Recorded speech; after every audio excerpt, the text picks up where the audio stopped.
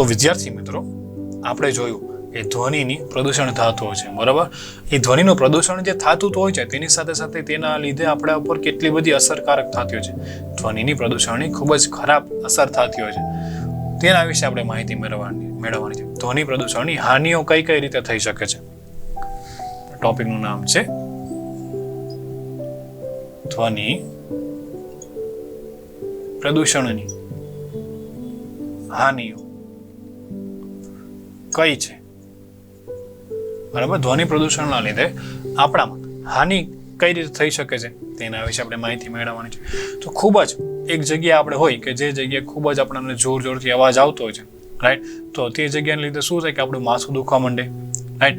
Blood pressure વધી જતું હોય છે, આપણે હાઈપર ટેન્શન થઈ જતું હોય છે, ઓકે. અને એની જ રીતે આપણે કહીએ કે ધ્વનિના પ્રદૂષણને નિયંત્રણમાં રાખવાના ઉપાયો એ આપણે જોવાના છે. પણ પહેલા આપણે જોઈએ કે ધ્વનિ પ્રદૂષણની અસર કઈ રીતે થતી હોય છે, રાઈટ. આપણે વાતચીત કરી કે બ્લડ પ્રેશર વધી જવું એ એનું એક પ્રથમ ઓલું છે, રાઈટ. બ્લડ પ્રેશર વધવું, પછી છે હાઈપર ટેન્શન,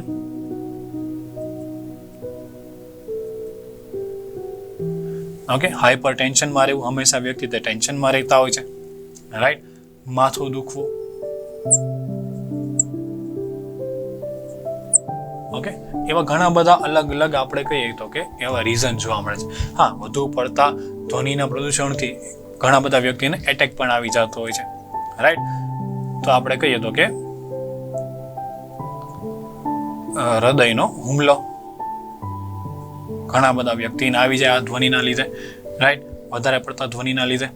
અને પછી આપણે કહીએ કે જો બહુ વધારે પ્રમાણમાં ધ્વનિનું પ્રદૂષણ જોવા મળતું હોય ને તો તે વ્યક્તિની સાંભળવાની ક્ષમતા છે તે ઓછી થઈ જતી હોય છે. વધુ પ્રમાણમાં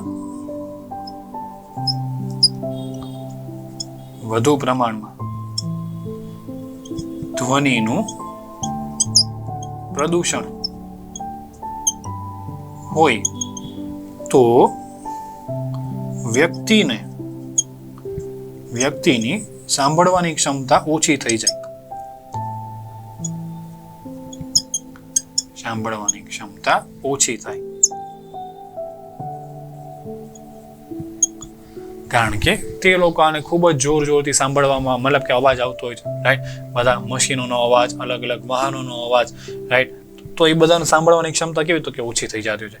તમે 2 થી 3 વખત બોલો ને ત્યારે એક વખત માંડ સાંભળે, ઓકે. અથવા તો જોરથી બોલો ત્યારે એ લોકો સાંભળતા હોય છે, રાઈટ. હવે આપણે ઘણી બધી વખત જોયું હશે કે એરપોર્ટ છે અથવા હેલિકોપ્ટરમાં ને એમાં ઘણા બધા લોકો કાનમાં હેડફોન ને બધું પહેરતા હોય છે, રાઈટ.